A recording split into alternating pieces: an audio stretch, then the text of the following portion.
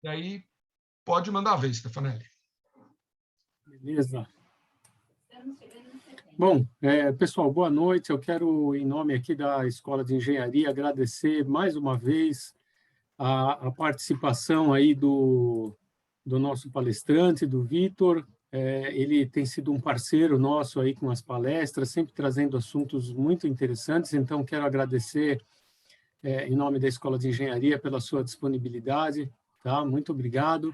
E agradecer aos alunos também. Eu vou ler aqui rapidamente, né? Isso tudo aqui que eu vou ler não encerra, obviamente, as competências aí do Vitor, mas depois ele pode complementar. O Vitor, ele é diretor comercial da CTG Brasil, ele atuou em áreas de acompanhamento, operações de mercado de energia elétrica e é perito nas áreas de comercialização e operacionalização desse segmento. Tem experiência na contabilização de energia produzida e consumida no âmbito da Câmara de Comercialização da Energia Elétrica, atuou como comercializador de energia junto à CPFL do Brasil e teve destaque em audiências públicas com participação ativa na evolução das regras e de procedimentos de comercialização de energia, representando a CPFL junto a entidades como a Abracel, a PINE, a BRADE, e atualmente é responsável pela Frente de Desenvolvimento das Regras de Comercialização de Energia Elétrica, no âmbito do projeto Novo SCL, que é o Sistema de Contabilização e Liquidação do Mercado Brasileiro de Energia, e que substituirá o atual Sistema de Compra e Venda de Energia Interligado Nacional, que é o Sistema SIM, que nós conhecemos. Então, Vitor, volto a palavra a você. Me desculpa se algo está fora aí da sua competência, que você já, de repente, atualizou, tem coisas a mais. Acho que isso é só um breve relato aí, então eu passo a palavra agora para você. Obrigado, Muito Vitor. obrigado, Marcos. Boa noite a todos aí, boa noite, Renata, boa noite, Carl. É um prazer mesmo estar aqui no Mackenzie, nessa palestra sobre comercialização de energia. Eu já estou há 20 anos nesse ramo de atividade. Eu só vou fazer uma correção, que você colocou que eu atualmente cuido das regras da CCE. Na verdade, eu participei no passado dessa formação. Hoje eu estou na CTG mesmo, como diretor comercial, cuidando aí das usinas, como eu expliquei aí do Paranapanema e do Paraná. A gente estava conversando antes de começar a palestra. E nesse tema hoje, eu queria conduzir da seguinte forma, né? Eu trouxe um material aqui sobre a CTG, e eu acho que ele é interessante porque mostra como que a gente lá está estruturado para fazer a comercialização de energia. E aí, através do entendimento de como a estrutura da CTG está montada para isso, a gente consegue evoluir para um entendimento de como o setor elétrico brasileiro opera no segmento de comercialização de energia. Eu acho que é a melhor forma da gente transmitir um pouco do que a gente faz lá na CTG, e isso é replicado em vários outros agentes de geração do Brasil, né? Então, acho que vale a pena a gente acompanhar isso dessa forma, né? Eu estou compartilhando a minha tela, eu só queria que você, Marcos, confirmasse se vocês já estão vendo. Perfeito, Vitor. Eu vou botar no modo apresentação.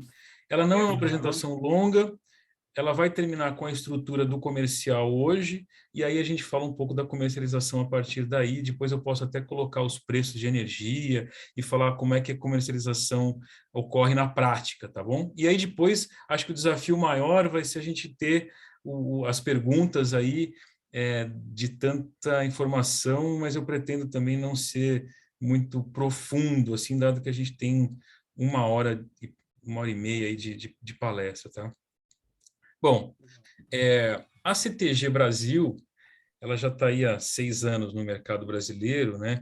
Ela adquiriu as usinas da Triunfo Participações, a CTG também adquiriu as usinas da CESP de Jupiá, Ilha Solteira, e também as usinas da Duke, antiga Duke Energy, né? No Rio Paranapanema. Mas a CTG, ela tem origem na China, né? Uma empresa chinesa, é a China Three Gorges,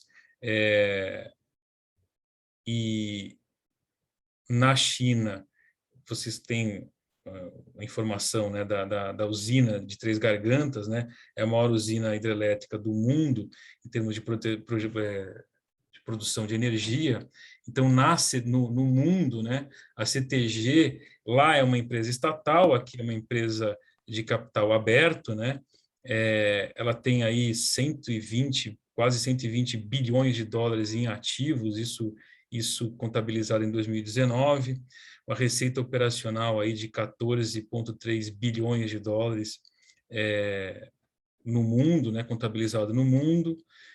São 132 gigawatts de capacidade instalada, espalhados aí em diversos países. Aqui no mapa a gente tem os pontos onde a CTG tem escritórios ou usinas em operação ou em construção. Então, 132 é o total, 75 giga em usinas operando, 33 em construção e 24, como a gente chama de investidas, né? São empresas que a gente tem sociedade, né? Por exemplo, aqui no Brasil, a gente tem participação com algumas eólicas em conjunto com a EDP, tem participação com a usina de São Manuel e com Furnas e com a própria EDP. Então, é uma empresa aí de porte mundial, né? E falando da usina de Três Gargantas, rapidamente, né, que eu comentei que é a maior hidrelétrica do mundo, é um projeto maravilhoso para se conhecer e se aprofundar mais sobre a construção desse projeto. É interessante porque ele foi muito inspirado na experiência que o Brasil teve em Itaipu. Então, na época de construção de Itaipu, o Brasil foi muito generoso com a China, no sentido de compartilhamento técnico, e a CTG até hoje faz questão de dizer o quanto eles são gratos com o Brasil naquela época, por esse compartilhamento técnico de Itaipu, que serviu muito com um modelo para produção e construção, planejamento e construção da usina de Três Gargantas lá em Itian, né? Então, é uma usina que tem aí 22,5 gigawatts de capacidade instalada, é uma construção aí que envolveu de mais de 10 anos de construção, promove o desenvolvimento turístico na região, tem um papel importantíssimo no controle de cheias, né, que historicamente assolava a Ásia Central ali. Então, é uma obra que tem uma função também socioambiental muito grande.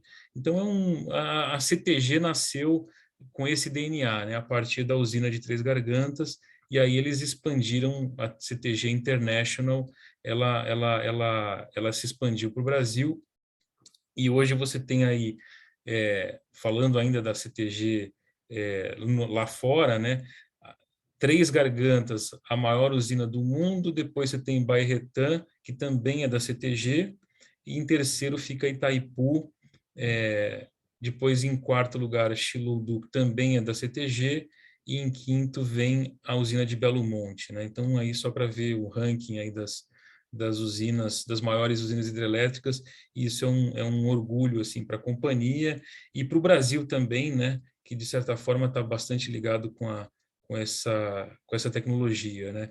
Importante aqui fazer um parênteses, no Brasil você tem muita oportunidade de modernização nas hidrelétricas, então aqui a CTG está bastante envolvida no projeto de modernização de Jupiá e Ilha Solteira, investindo aí 13 bilhões de reais nesses projetos de modernização, e para nós como engenheiros é muito importante ficar antenado com esses cronogramas de modernização das usinas no Brasil, né? A gente tem usinas aí de 40, 45, 50 anos de idade, com equipamentos aí dessa época, da década de 70, da década até de 60, comecinho da década de 80.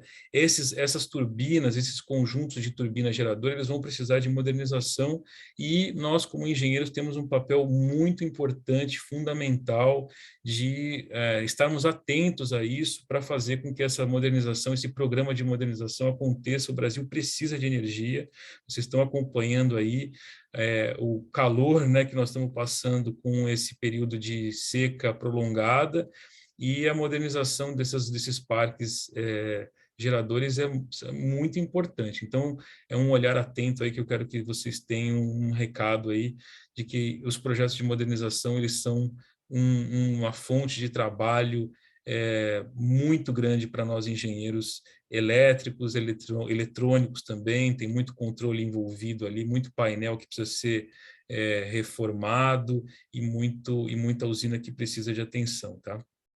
Bom, vamos para a CTG Brasil. A CTG Brasil, então, como eu falei, começou aí uns investimentos em 2014, tem escritórios a partir de 2013, mas os investimentos aqui estão listados, então Santo Antônio do Jari, Cachoeira Caldeirão, a usina de São Manuel que eu comentei, né, em parceria com o Furnas e com a EDP. Depois você teve os parques eólicos e algumas usinas que foram adicionadas ao nosso portfólio, Garibaldi e Salto. Aí tem aqui as potências das usinas.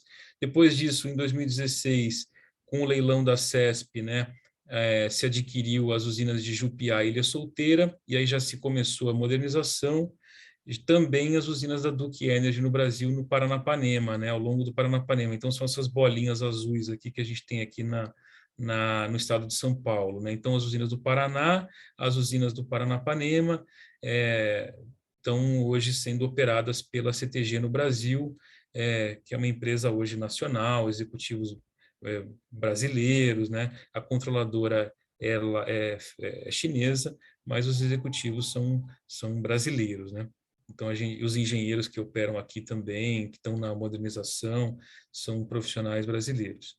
Os escritórios, a gente tem escritório em São Paulo e em Curitiba, tem um escritório pequeno em Brasília, mas o centro administrativo fica em São Paulo e você tem um centro de serviços compartilhados que fica em Curitiba, tá?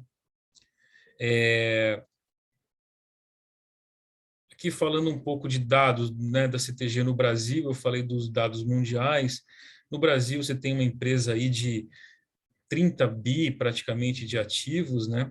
Um lucro líquido da ordem de 1,3 bilhões de reais por ano, esse é o lucro líquido de 2019. Atendemos aí com energia, são 8 GB de capacidade instalada mais ou menos, 16 milhões de pessoas com a energia gerada, projetos de pesquisa e desenvolvimento, a energia, a nossa matriz, né, é 100% hidrelétrica ou eólica, né, nas participações, não temos energia térmica no portfólio e nem pretendemos ter. A gente se orgulha de ser uma usina, uma empresa que produz energia limpa.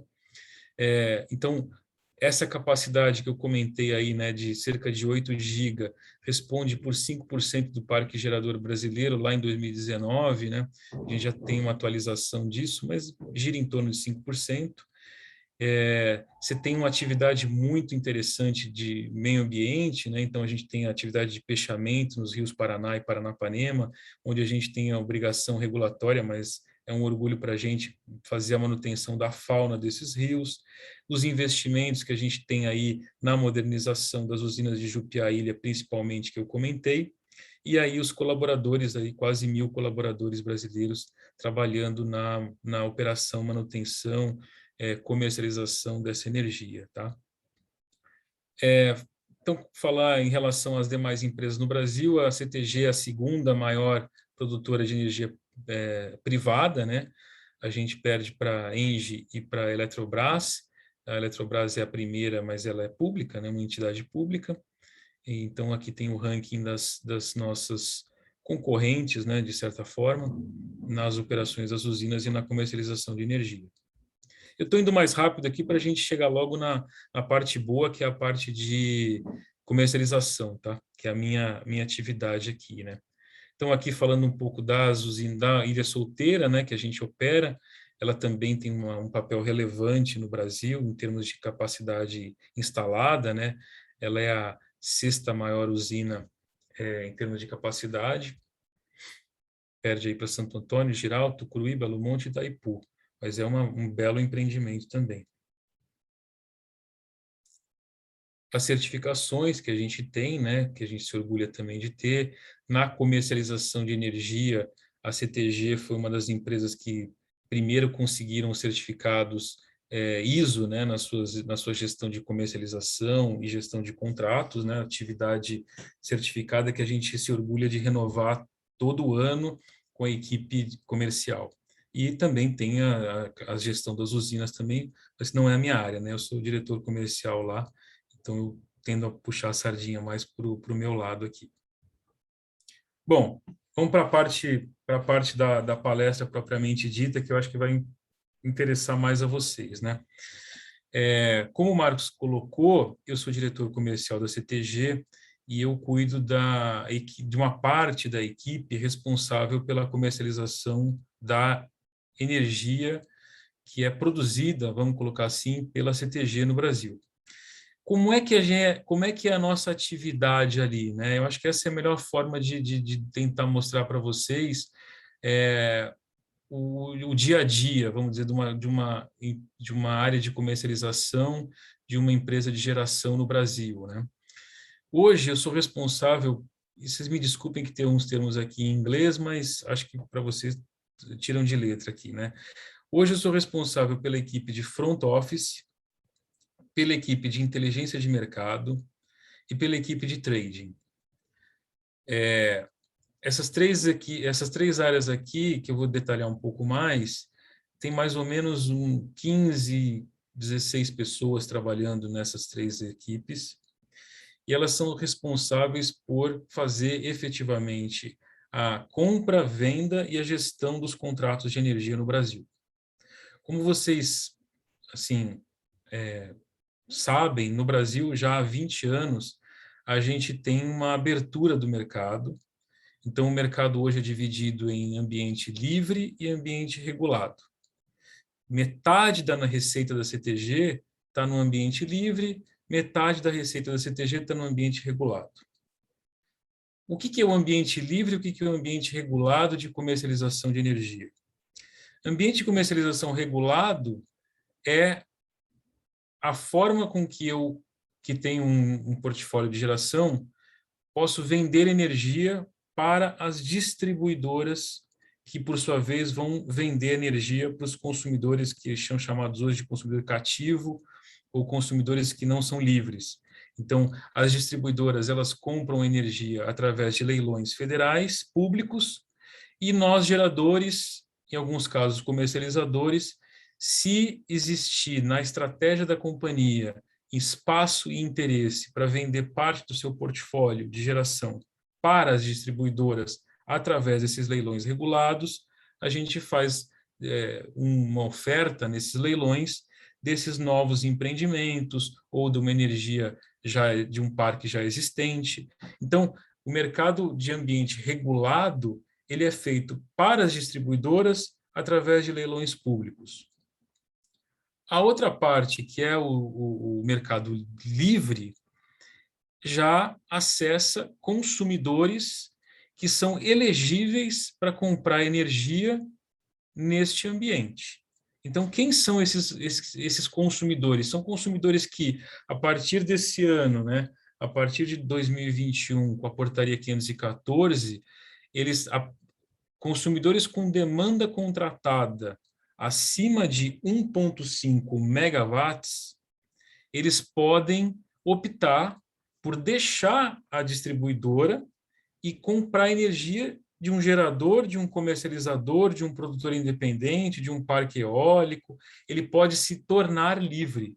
Então, esse processo de crescimento do mercado livre, ele foi feito de uma forma coordenada. Então, a partir de 2018, você teve um crescimento da faixa elegível para comprar energia no mercado livre. Então, lá antes de 2018, os consumidores acima de 3 mega, eles podiam comprar energia de quem eles quisessem. Então, eles rescindiam o contrato com a distribuidora e faziam um novo contrato com um comercializador ou com um gerador direto, ou um produtor independente, enfim. Através da CCE. Então, a CCE, a Câmara de Comercialização de Energia Elétrica, ela é responsável por fazer a gestão desse mercado, lá onde você registra um contrato de compra e venda de energia, caso você seja um cliente livre que esteja interessado em se desvincular da distribuidora e comprar energia livremente. porque para você uma condição de preço, uma condição de contrato é melhor do que ficar com a tarifa da distribuidora regulado pela ANEEL de uma forma centralizada, ok? Então, no Brasil, você tem esses dois ambientes, ambiente livre e ambiente regulado. O que eu estou mostrando para vocês aqui é a forma com que a gente se divide na CTG para atender e para fazer a gestão desse portfólio. Então, eu tenho uma estrutura aqui que é composta pelo middle office. Então, o que faz o middle office, né? Vamos falar. Eu tenho uma área de risco e portfólio, eu tenho área de front, eu tenho área de inteligência de mercado, eu tenho área de trading.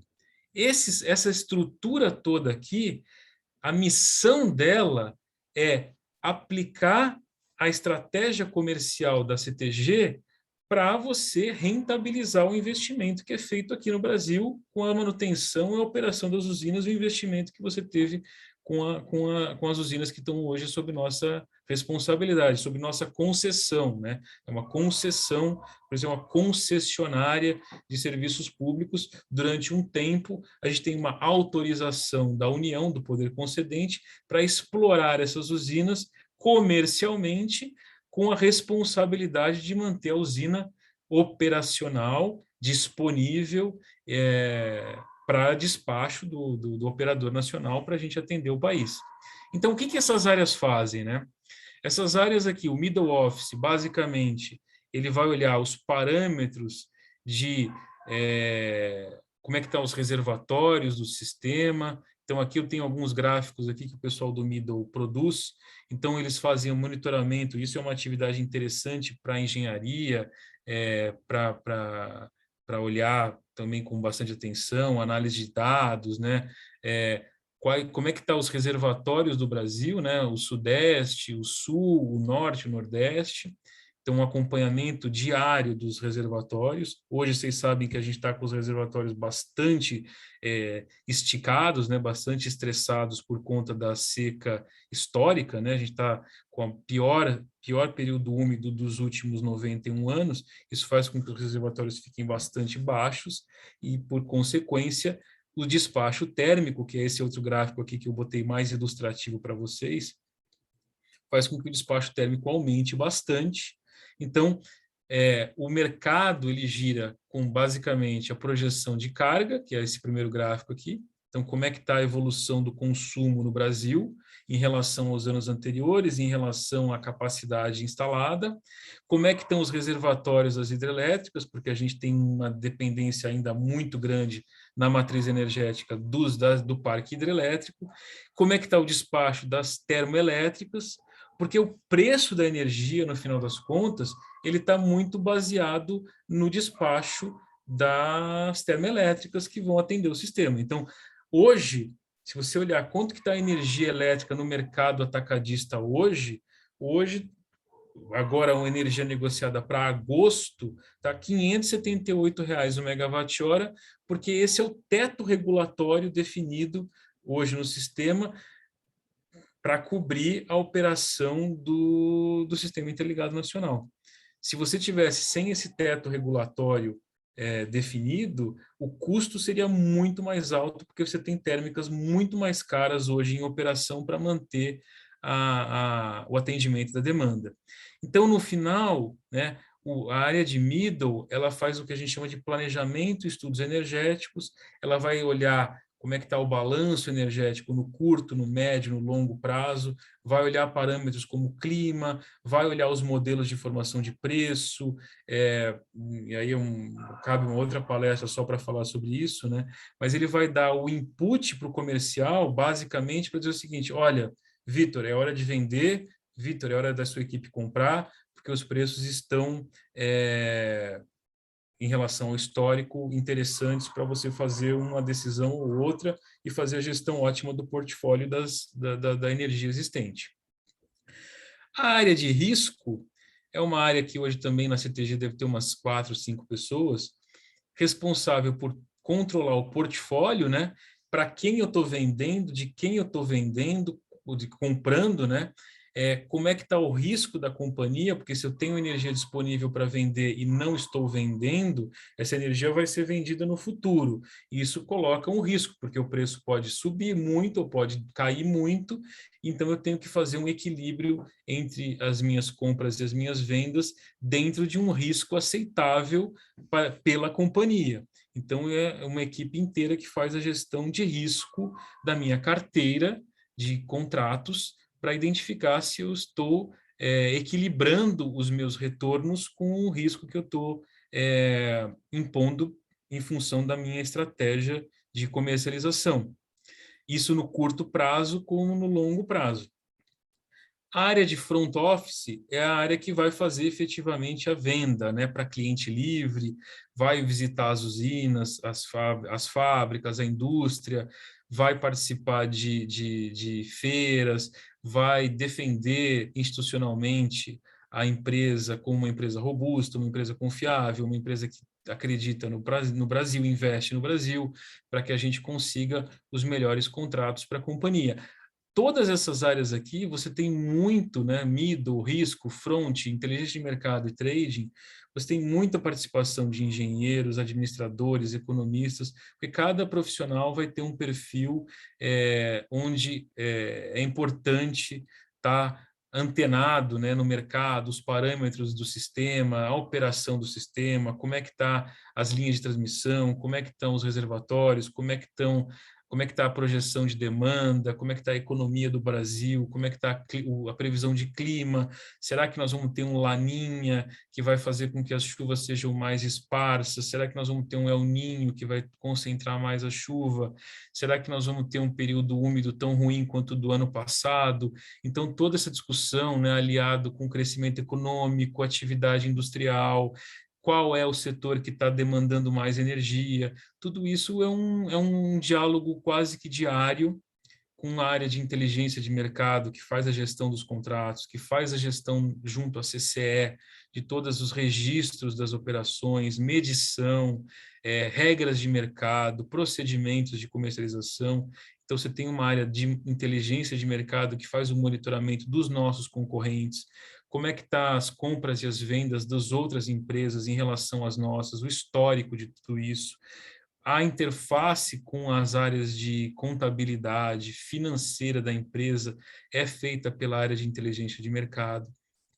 Também tem umas 5 pessoas trabalhando aqui, junto comigo, né, para fazer a gestão desses 8 GB que eu falei que é a capacidade instalada da CTG hoje, né. E, além disso, você tem o trading. O trading é uma área nova.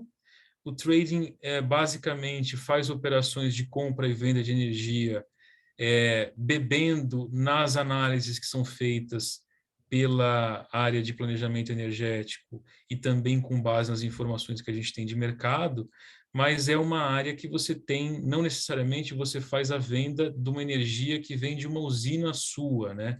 Você pode comprar energia, por exemplo, de um produtor de biomassa, se você acha que o preço está interessante, e você revende para uma outra mesa de uma outra empresa, né? A gente chama de mesa, mas o trading, ele é feito quase que num modelo de commodities, né? Você está um balcão de compra e venda de um produto comoditizado como aço, petróleo, dólar. Você também tem no Brasil a possibilidade de fazer a compra e venda de energia também. Registra na CCE do mesmo jeito e você tem os mesmos, você está no mesmo mercado, né? Então, também é uma atividade interessante para você fazer gestão de um portfólio procurando adicionar valor para a inteligência que você formou dentro de casa, né? Com as análises todas que você tem, né? Então, a gente costuma chamar a partir de uma visão proprietária da alocação de recursos no Sistema Interligado Nacional, se você vai ter preços com uma tendência de alta ou preços com uma tendência de baixa, você pode tomar o que a gente chama de uma posição direcional, onde você compra e vende se aproveitando dessa visão que você construiu internamente, né? Então, no caso do trading, você não está exatamente vendendo para um cliente, para uma indústria, para um shopping center, para um aeroporto, para uma fábrica de bebida. Aqui no trading, você está mexendo com posições, né?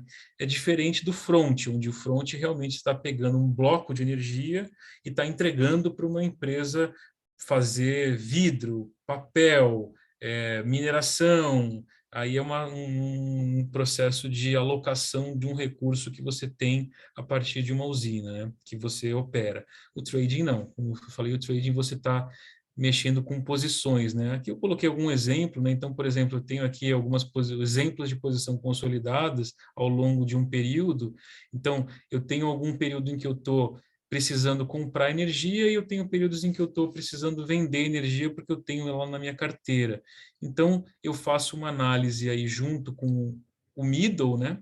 E, claro, sempre respeitando os limites de risco, eu faço a minha gestão para ver qual é o momento de vender ou o momento de comprar essas posições de mercado, né? Então, uma forma que eu escolhi para mostrar para vocês hoje como é que a comercialização no Brasil ela tá, é dizer como é que a gente está estruturado. Mas o Brasil, você veja, no ano passado, que foi um ano de pandemia, se você pegar números da CCE, você teve um crescimento do número de agentes aí da ordem de quase 20%, né? Acho que 19% no número de agentes operando no mercado livre, mesmo num ano de pandemia, 2020. Então, existe um crescimento aí interessante nesse mercado que vai atrair cada vez mais profissionais para fazer a gestão dessas carteiras, né? Você tem hoje, acho que da ordem de 8.500 consumidores livres, você tem quase 11 mil agentes na CCE, que são empresas que são habilitadas para fazer essas operações de compra e venda que eu estou comentando aqui, né?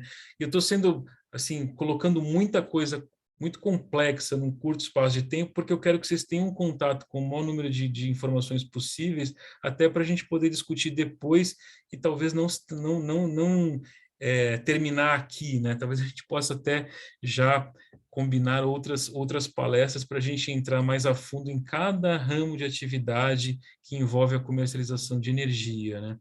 Eu queria mostrar também, antes da gente abrir para perguntas, eu queria compartilhar um outro material que eu vi aqui, que é a própria tela que a gente utiliza para fazer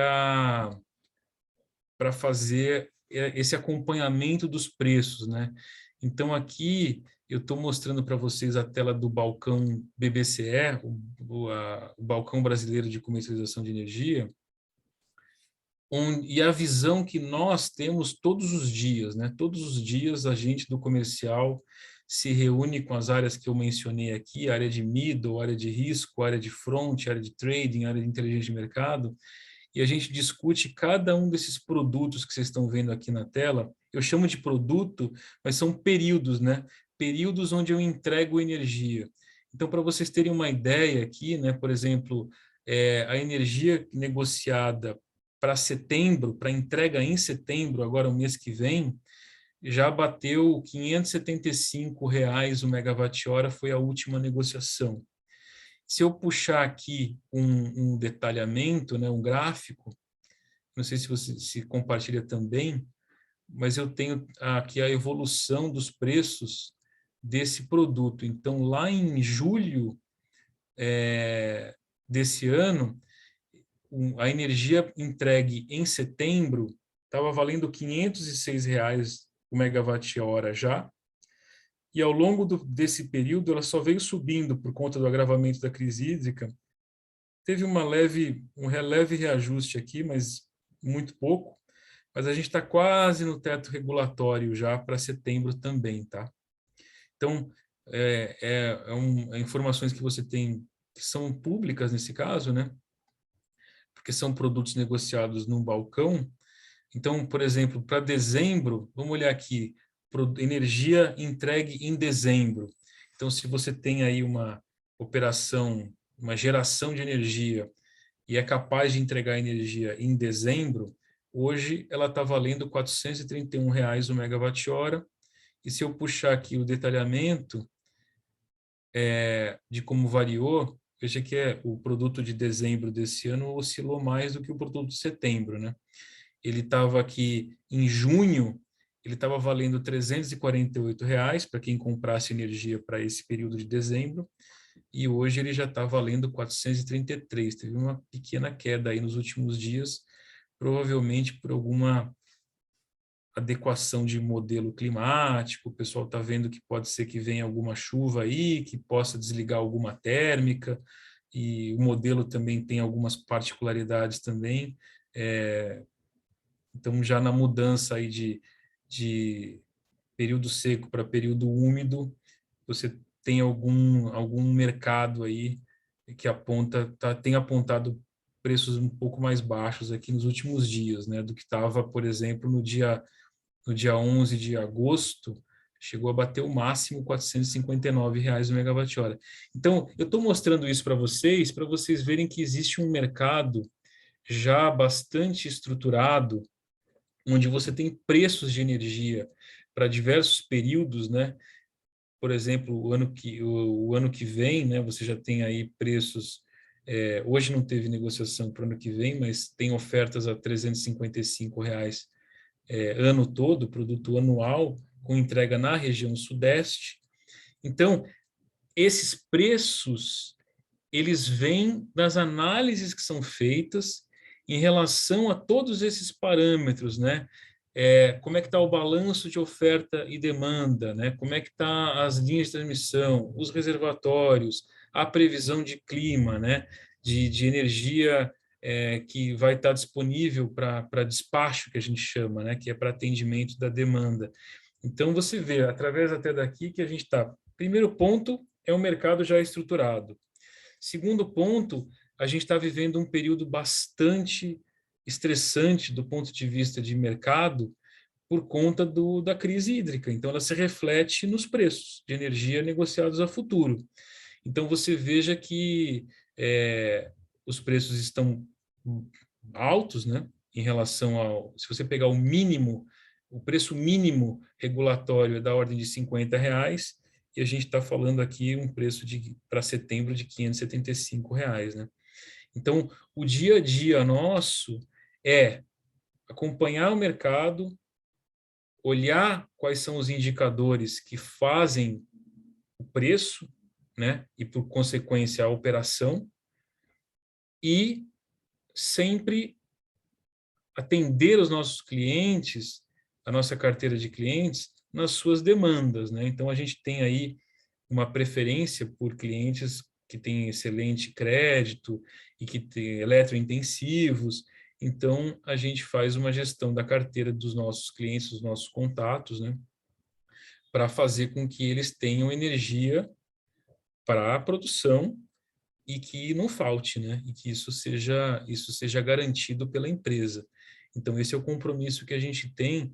E aí, falando um pouco da operação, né, nós temos que ter essa responsabilidade de garantir o suprimento, né, não deixar faltar energia no futuro, não, mesmo que você tenha um estresse nos reservatórios, nós temos que ter um parque gerador e uma capacidade de transmissão que seja capaz de atender a demanda do Brasil, e para que a gente não tenha nenhum déficit de carga, né? Para que a gente não tenha nenhuma recusa de carga e que a gente continue mantendo a sociedade abastecida, né? Então, como eu falei no começo, existem desafios grandes na nossa área, na questão da modernização das usinas. Existe um olhar muito grande e muito interessante na questão da geração distribuída, oportunidades grandes nessa área, para que a gente consiga também, através da geração distribuída, atender uma parte da carga no Brasil. Existe uma discussão muito interessante também sobre a transição da mobilidade que hoje é feita com motores a combustão, né, ciclo Otto, para motores elétricos. Então, você tem aí um potencial muito bacana de fazer essa transição na linha da descarbonização, né? Existe um movimento grande aí na energia pela descarbonização, pela digitalização, pela descentralização, né, da tomada de decisão. Isso é uma tendência, né? A gente fala que são os 3 Ds, né? Descarbonização, digitalização e descentralização. e eu faço um convite para vocês, né? Acho que vocês já estão mais antenados que eu nessa parte, mas tudo que envolver esses 3Ds, né? Digitalização, descentralização e descarbonização, são tendências para a engenharia, são tendências para a sociedade.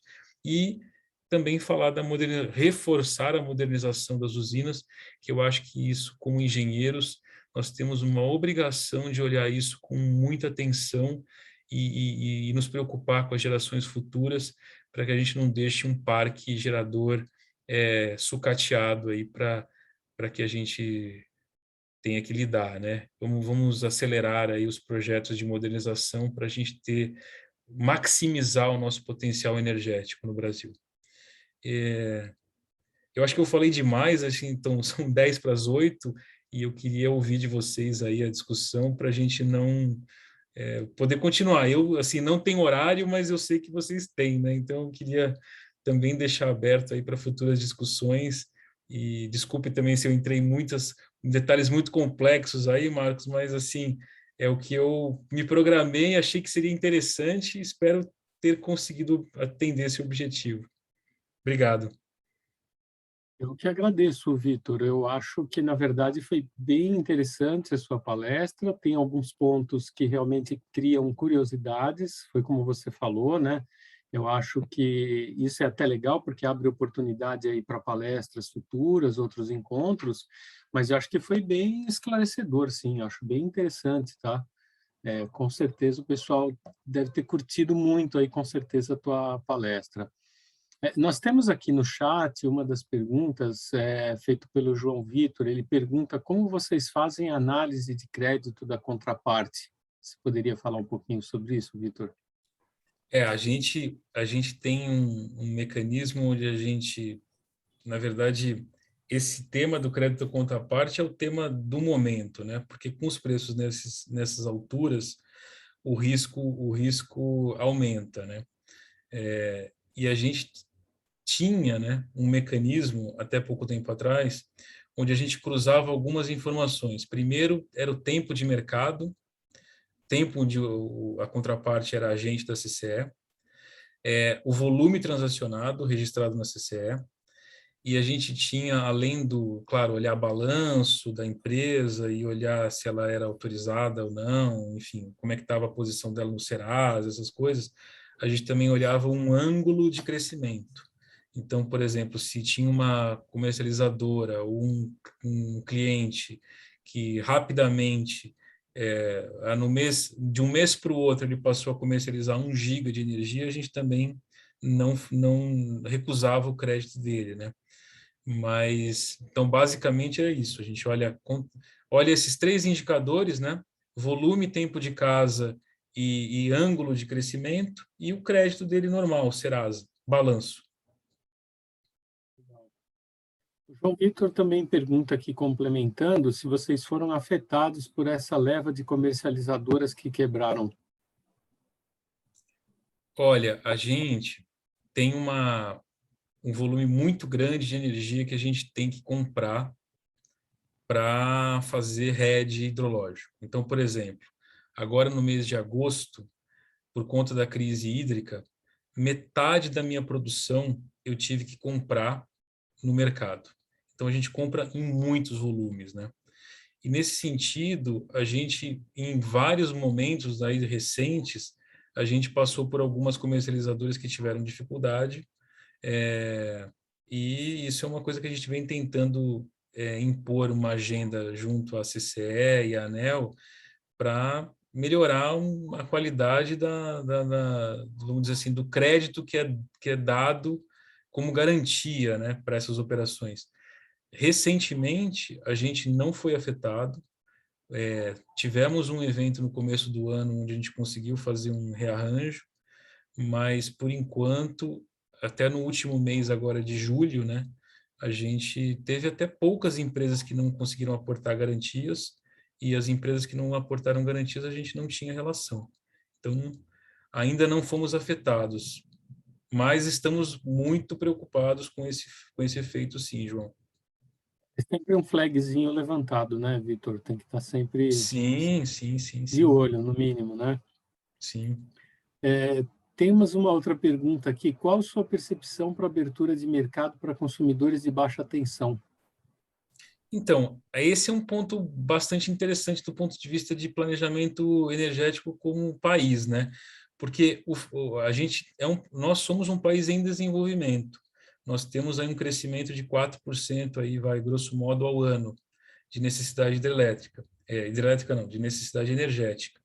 Então, de onde vai vir o financiamento para essa expansão, né?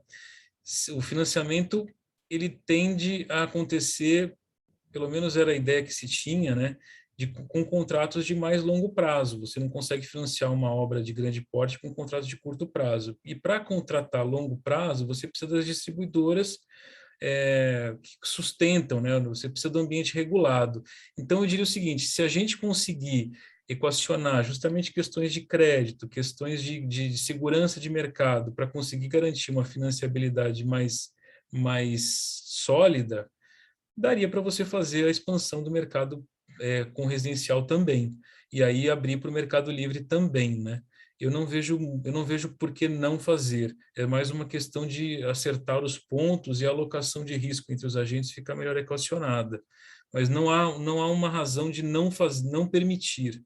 Eu acho que é só um ponto de visão e ritmo de crescimento mesmo, né? Se a gente faz isso agora ou faz isso só daqui 5 ou 10 anos, depende do comportamento muito da...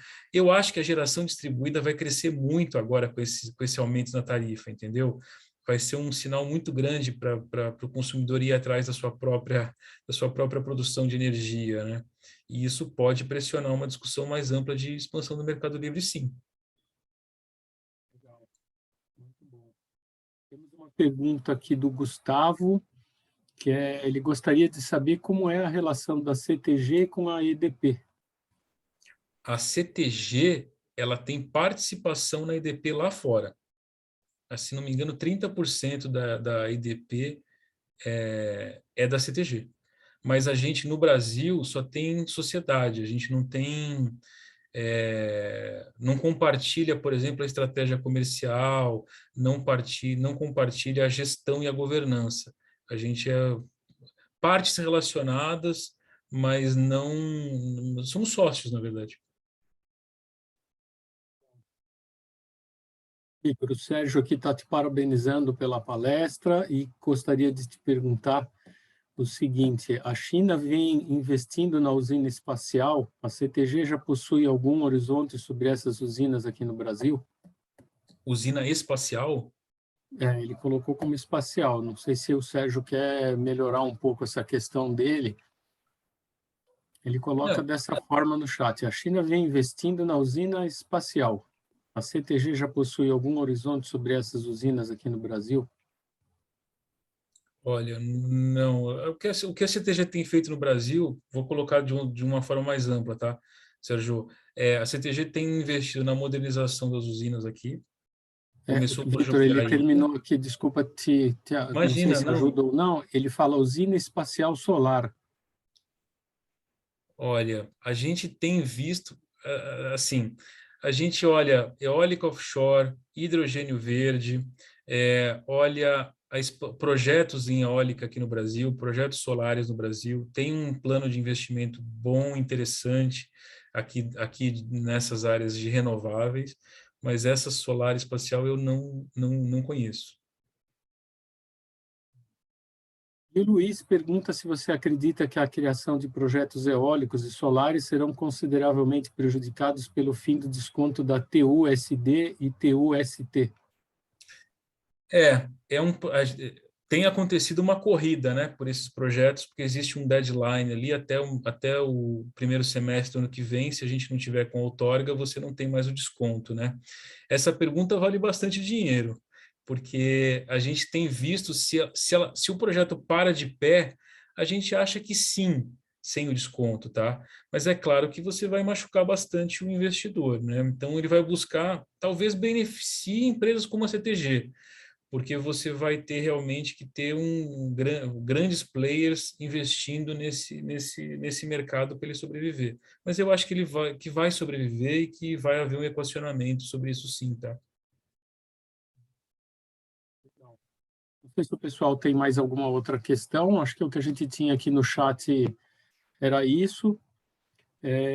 Nós hoje não colocamos aqui aquele Q&A pelo modelo, né, dessa palestra, então o pessoal está concentrando as questões aí diretamente no chat mesmo. Tá bom. Vitor, a gente agradece bastante aí a sua palestra. Eu acho que realmente a gente tem espaço para dar continuidade mesmo nesse tipo de assunto, né? Sim. Realmente tem chamado bastante atenção aí dos alunos.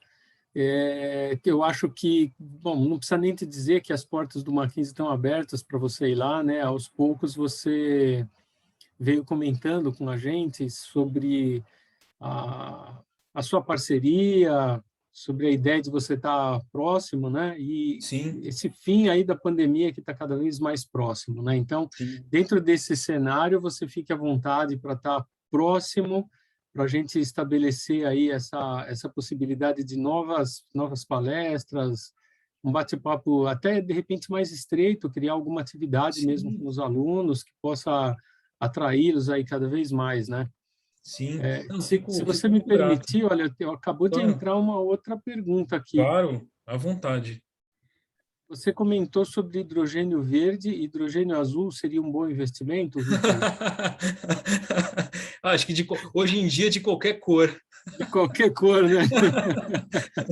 Mas é uma boa provocação. Mas É uma boa o provocação, hidrogênio de qualquer cor hoje em dia seria bem-vindo. exatamente. E, e agora aqui uma pergunta realmente válida, né? Se a CTG tem Sim, algum programa de estágio aberto, os alunos tem sempre fazem sim. a pergunta da vez, né? Não, tem sim. Temos um programa aberto de estágio, sim. Botando mais uma vez a prática aí, né? Eu estou essa semana fechando o budget para o ano que vem, né? E já estou orçando 2 estagiários ali para as áreas de inteligência de mercado. Não, vai ter mais. Eu tenho uns 4 estagiários, um para inteligência de mercado, um para o trading, um para a área de middle e um para o regulatório. Então, com certeza, a gente vai ter oportunidades aí de.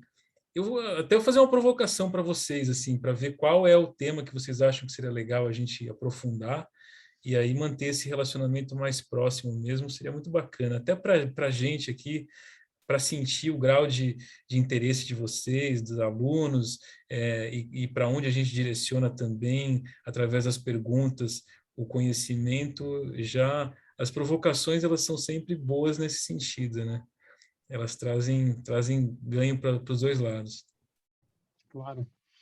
E eu acho que assim tem, inclusive, dentro disso tudo que a gente está comentando, a possibilidade desse estreitamento cada vez maior aí do Brasil, do Mackenzie com a CTG, Sim, de criar alguma atividade interativa com os alunos, né? Mesmo que fosse de uma tarde, 2 tardes, sim, no modo que vocês pudessem, por exemplo, trazer um desses temas e abrir até como um pequeno hackathon, alguma atividade. sim, Nós falamos sobre isso numa outra palestra da tarde, que sim, engaja mais os alunos, né? É legal para sim. eles conhecerem, demonstrarem realmente o interesse que eles têm em cima dessa área e para vocês também, por outro lado, conhecer um pouquinho do público de um modo mais próximo, né? Eu diria Sim. até que é um processo de contratação de estágio mais acalorada, vamos dizer, né? É, Onde não fica numa simples entrevista com um aluno, uma coisa mais fria, né? sim. O projeto, a minha área lá de comercialização, ela é um berço de muitas atividades de pesquisa e desenvolvimento, muitos projetos de pesquisa e desenvolvimento. Por exemplo, a gente tem um de mobilidade elétrica que envolve microtransações comerciais. Surgiu, é um P&D hoje, mas ele surge desse diálogo, né?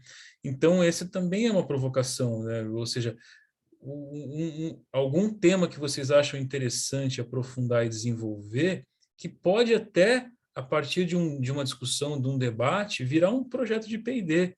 Então, acho que isso é extremamente válido e eu ficaria muito chateado se a gente não conseguisse evoluir nessa linha, né? Mas eu acho que vai dar certo, sim.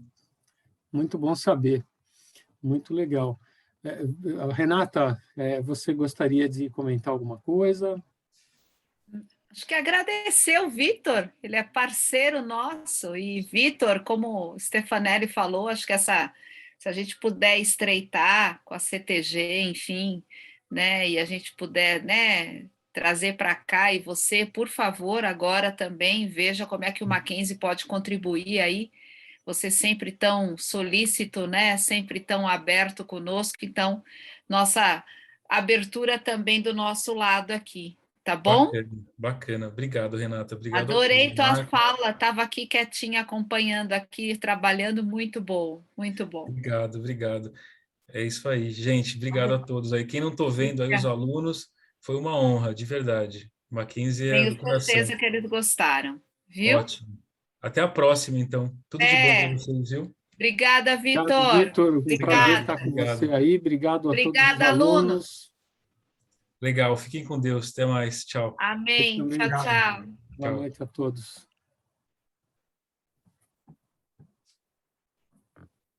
Então, pessoal, bacana a palestra dele, né?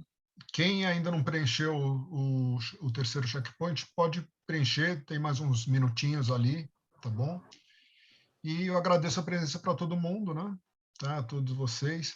E alguém está perguntando aí do acesso das gravações, isso tudo vai ser disponibilizado no YouTube da Escola da Engenharia quando a Semana da Engenharia acabar, tá bom? Assim que ela acabar, vocês vão ter acesso a todas essas gravações ali, tá bom? Depois eles vão informar direitinho para vocês, tá ok? Então, agradeço a presença de todo mundo, e aí vou fechar a sala, então, e a gente se encontra amanhã em alguma palestra ali, tá bom? Tchau, tchau. Obrigado, Renata. Até amanhã, Cal. Obrigada. Vitor, novamente, muito obrigado a todos. Valeu, um abraço. Obrigado, Carl, também. Marcos. Tchau, boa Obrigado. noite, Tchau, Vitor. boa noite. Obrigada, Stefanelli. Tchau, tchau, pessoal.